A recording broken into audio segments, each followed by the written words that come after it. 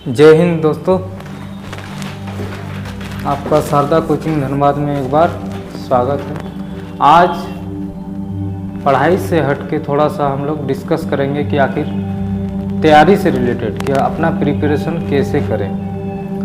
अभी मैक्सिमम बच्चे क्या कर रहे हैं कि स्टार्ट तो कर रहे हैं, लेकिन किस तरह कंटिन्यूटी बना के रखना है ताकि आपको जल्द से जल्द सफलता मिल सके, उसके विषय में थोड़ा बहुत डिस्कस करेंगे। बहुत सारे बच्चे का ये क्वायरी है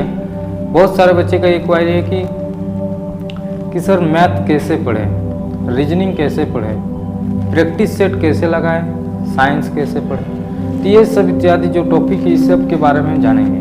उसके बाद फिर आपको बताएंगे कि मैंने तैयारी कैसे किया। तो आपको बताने चाह रहे हैं दोस्तों, वीडियो स्टार्ट करने से पहले आपको हम बता दे रहे हैं, हम भी आपकी तरह ही एक स्टूडेंट हैं और जिस तरह आप लोग कंपटीशन में एक जॉब के लिए, एक सीट के लिए लड़ाई कर रहे हैं, उस तरह हम लोग भी एक समय लड़ाई किए और उसके बाद तब जाके सफलता मिल पाई।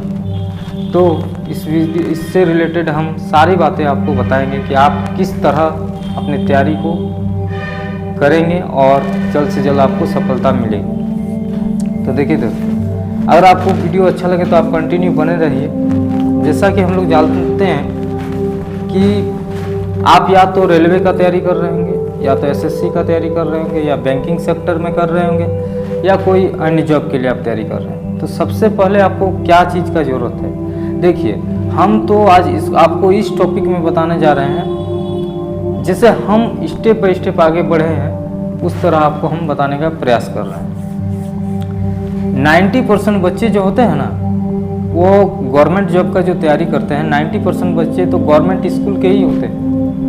तो गवर्नमेंट स्कूल में होने के कारण बच्चे का क्या होता है, उनका जो बेस होता है, जिस तरह हम लोग का भी बेसिक कमज़ोर था, उसी तरह बेस नहीं बन पाता है। सबसे पहले तो क्या, जैसे कि गवर्नमेंट स्कूल में जो पढ़ते हैं, कुछ स्कूल ऐसा होता है कि बहुत अच्छे होते हैं, टीचर बच्चे के साथ मेहनत करते हैं, तो बच्चे भी क्या होते हैं कि वहाँ पे टैलेंटेड होते हैं, उनका ज़्यादा बेसिक में दिक्कत नहीं होता है। लेकिन ज़्यादातर आप देखिएगा, या आप खूब अपने आप को रियलाइज़ कीजिए, अगर आप सरकारी स्कूल में पढ़े हैं तो कि आपका बेसिक क्या स्ट्रॉन्ग था।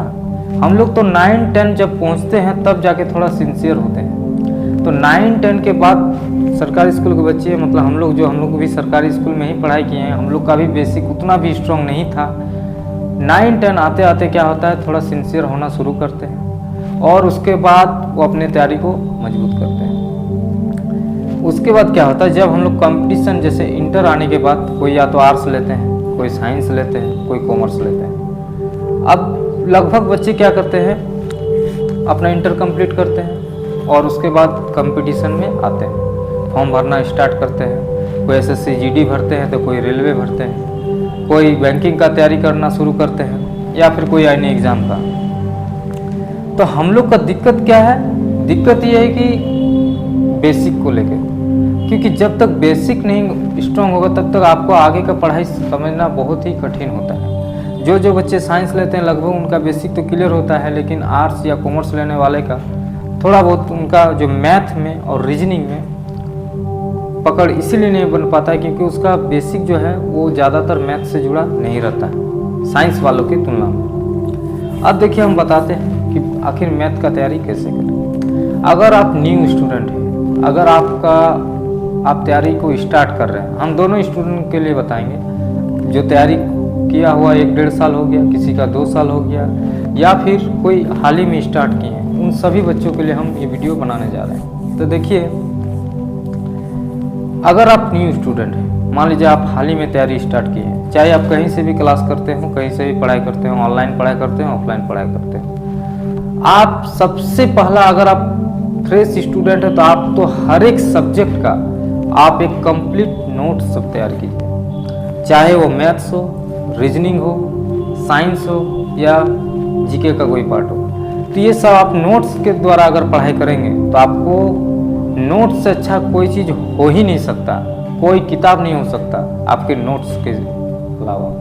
तो कोशिश कीजिए कि आप नोट्स को बनाएं, या अगर आप न्यू स्टूडेंट है तो, क्योंकि आपको अभी कम से कम कंपटीशन में आने के बाद आपको कम से कम 1 साल आपको अच्छी तरीके से तैयारी करना होगा।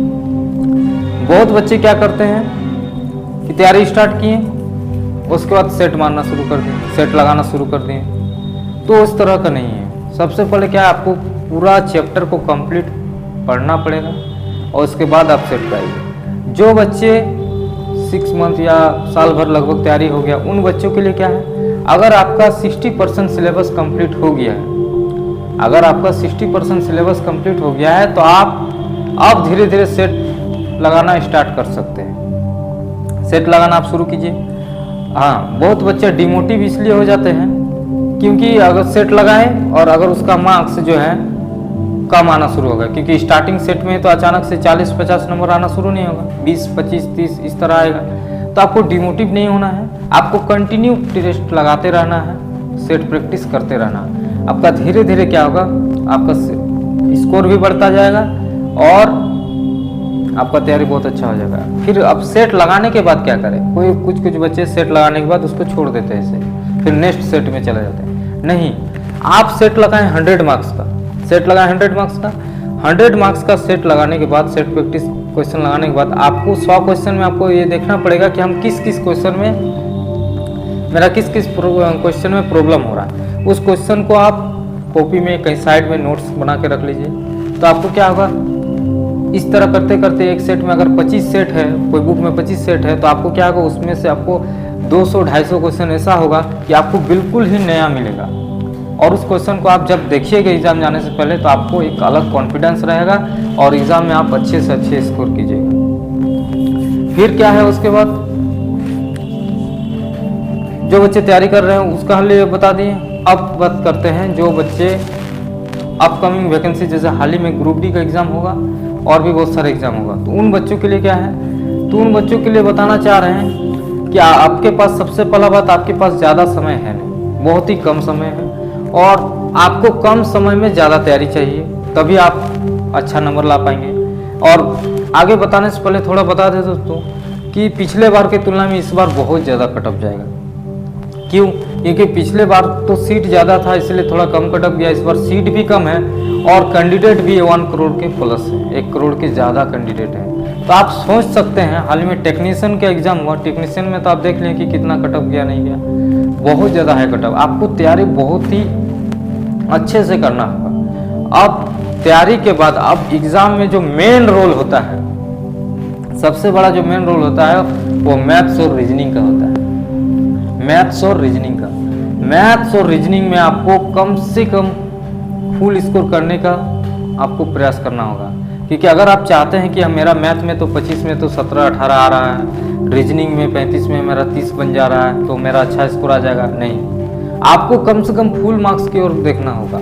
अगर आप मैथ सॉल्व करते हैं तो 25 में आपको 24 क्वेश्चन सही होना चाहिए, रीजनिंग में 35 क्वेश्चन में आपको कम से कम 31 या 32 नंबर लाना चाहिए, उसमें भी 31 + 32। तो इस तरह करके आपको मार्क्स लाना होगा। तो आप इस 2 सेक्शन को जब तक नहीं आप स्ट्रांग कीजिएगा, तब तक आपका आगे का स्कोर अच्छा नहीं आएगा, सेट में मार्क्स बहुत कम आएगा। तो आपको डिमोटिव नहीं होना है, आपको अपना प्रयास करते रहना, कंटिन्यूटी बना के रखना है। आप धीरे धीरे सेट में कम भी मार्क्स आए तो कोई दिक्कत नहीं, आपको फिर भी सेट लगाते रहना है। और मैथ्स और रीजनिंग को इस तरह पढ़िए कि जैसे आपको फुल स्कोर आ जाए।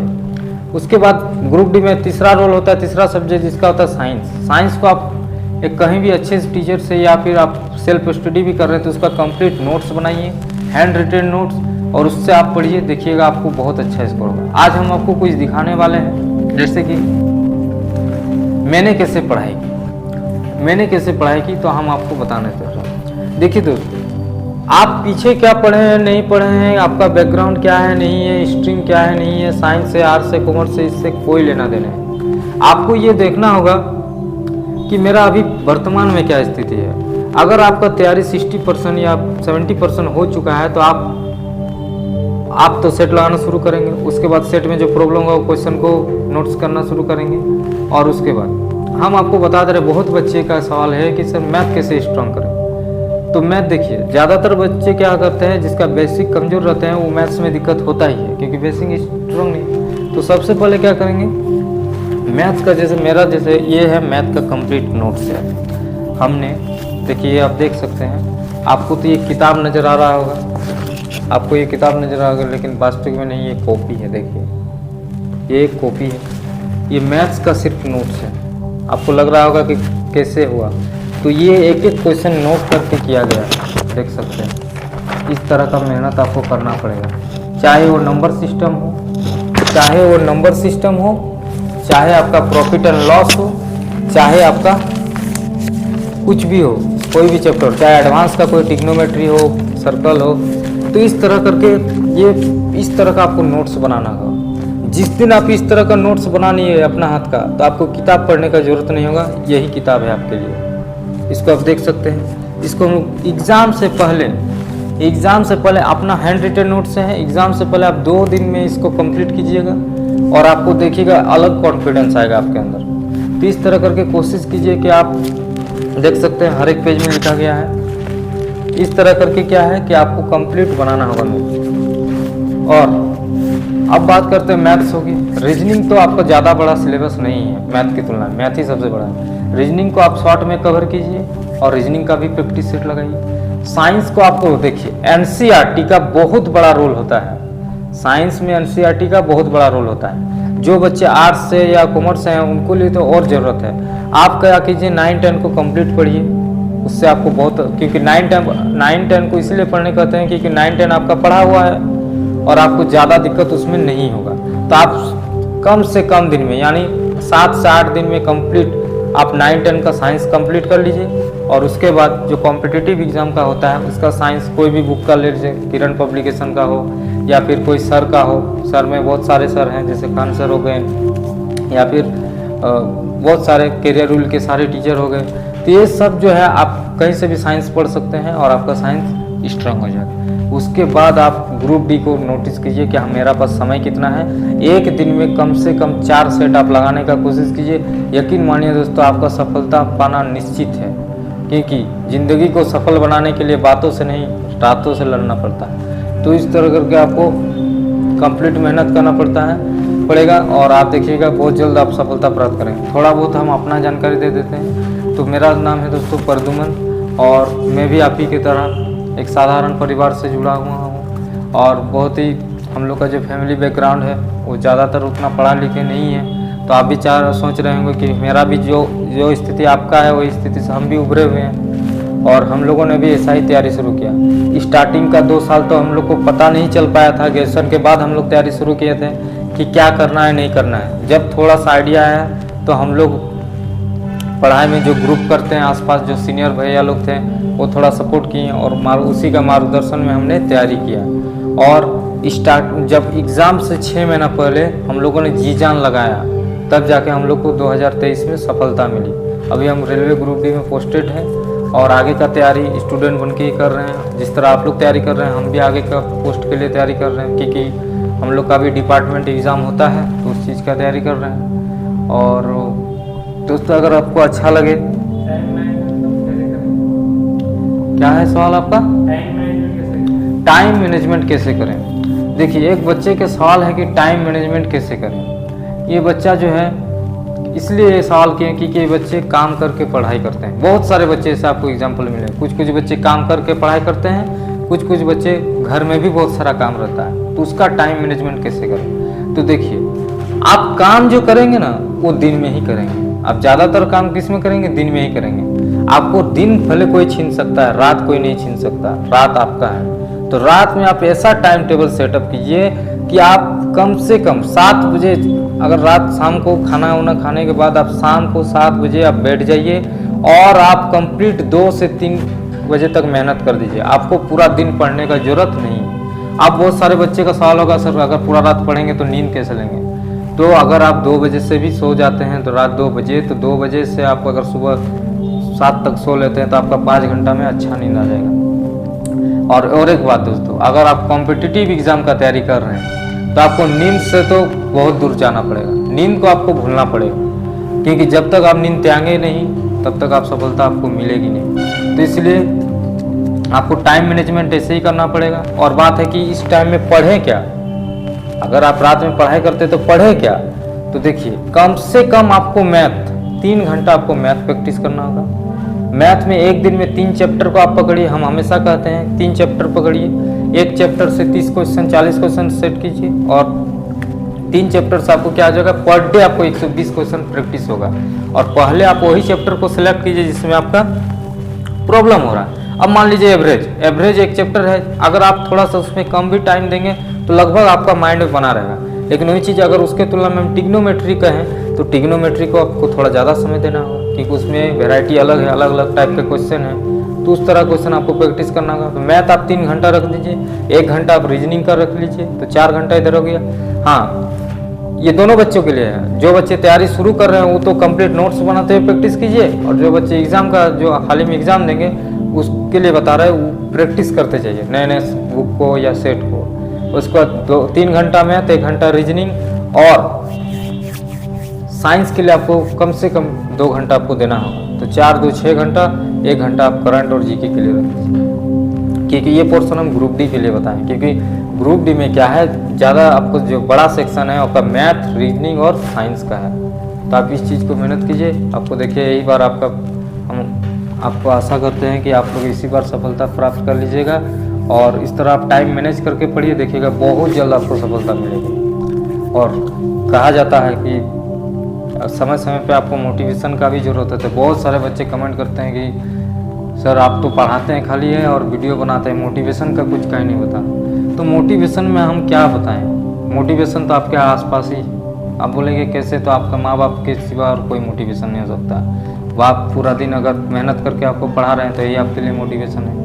मम्मी आपका आशा देख रही हो, ये आपका मोटिवेशन है। कहा जाता है रख हौसला और मंजर भी आएगा, प्यासे के पास चल के समंदर भी आएगा, थक के न बैठ मंजिल के मुसाफिर, मंजिल भी मिलेगी और मिलने का मज़ा भी आएगा। तो इस तरह आप तैयारी को शुरू तो एक बार कीजिए। सफलता एक दिन में नहीं मिलती, लेकिन एक दिन ज़रूर मिलती है। इस आशा से आप पढ़ाई कीजिए, देखिएगा आपको बहुत जल्द सफलता मिलेगी। जीके अगर आप ग्रुप डी के बाद ये निराश नहीं होना है कि ग्रुप डी ही मेरा एम है, और भी वैकेंसीज है, उसके बाद उसको भी आप सिलेबस को ध्यान रख के उसके अकॉर्डिंग पढ़ाई कीजिए।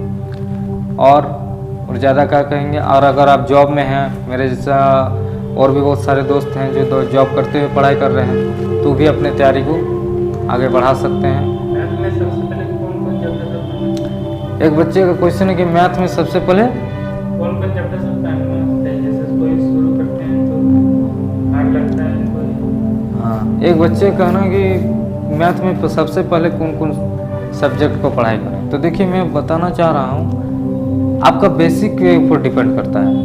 अगर आपको अगर सिंप्लीफिकेशन में, आपको बोर्ड मास में, डेसिमल में, फ्रैक्शन में, अगर इस सब में आपको कोई दिक्कत नहीं है, तो हमको नहीं लग रहा आपको कोई चीज़ समझ में नहीं आता होगा मैथ। अगर ये सब अगर आपको स्ट्रांग है, सिंप्लीफिकेशन, फ्रैक्शन, एलसीएम, एचसीएफ, ये सब अगर थोड़ा स्ट्रांग है, तो आपको कोई भी आप चैप्टर पढ़ाएंगे तो आपको समझ में तो आता होगा। और जब ये सब समझ में आपको आता होगा तो ऑटोमेटिक आप आगे बढ़ सकते हैं, कोई भी चैप्टर को ले सकते हैं। अब जब बात करें कौन चैप्टर एकदम सबसे जरूरी है, तो अगर आप देखेंगे कंपटीशन के नज़र में, तो आप कॉमर्शियल में 5-6 चैप्टर आपको ऐसा मिलेगा जो हर हाल में उसका क्वेश्चन मिलना तय है। जैसे time and work, pipe and system हो गया, टाइम एंड वर्क और पाइप एंड सिस्टम हो गया, इधर प्रॉफिट एंड लॉस हो गया, और फिर परसेंटेज हो जाएगा कॉमर्शियल में, और आपका क्या हो जाएगा, टाइम एंड डिस्टेंस हो जाएगा, जिसको हम लोग समय और दूरी बोलते हैं, और ट्रेन चैप्टर जो है, और एक आपका बोट एंड हिस्ट्री। ये सब का क्वेश्चन आप देख ले, 7-8 चैप्टर जो हम बोले इसका क्वेश्चन रहना तय है। तो आप इस सब चैप्टर को आप स्टार्टिंग फेज में ज़्यादातर इसको वरीयता दीजिए, आपको तैयारी देखिएगा, आपको ज़्यादा से ज़्यादा क्वेश्चन इसी का मिलेगा। ये कॉमर्शियल का बताएं। और अगर एडवांस के चैप्टर का बात करें तो ट्रिग्नोमेट्री हो गया, फिर जाके आपका क्या हो गया, अलजेब्रा हो गया, सर्कल हो गया, एरिया वॉल्यूम हो गया। तो ये सब चैप्टर को आप धीरे धीरे करते जाइए। तो ये सब करिएगा जब, तो आपको देखिएगा ऑटोमेटिक आपका स्कोर बढ़ना तय हो जाएगा। तो धीरे धीरे इतना हम बताएं दोस्तों। अगर आपको अच्छा लगे वीडियो, अगर मेरा स्ट्रेटजी आपको पसंद आए तो आप फॉलो कीजिए। और हम तो यही बताना चाह रहे हैं, जिस तरह हम लोगों ने पढ़ाई किया, हम लोगों का क्या है कि दिन भर हम लोग काम करते थे, ट्यूशन वगैरह पढ़ाते थे, कहीं काम भी करते थे, और लेकिन रात में हम लोग जी जान लगाते थे। रात में आप जी जान लगा दीजिए, आपको सफलता से कोई नहीं रोक सकता, सफलता मिलने से। अब रात आपका है, भले दिन काम में बीत जाएगा, लेकिन रात तो आपको पूरा समय मिलेगा। तो रात में आप कम से कम 8 से 9 घंटा प्रैक्टिस कीजिए, तो आपको देखिएगा सफलता मिलना एकदम तय हो जाएगा। तो यही जोश और उम्मीद के साथ आप लोग तैयारी शुरू कीजिए। जय हिंद।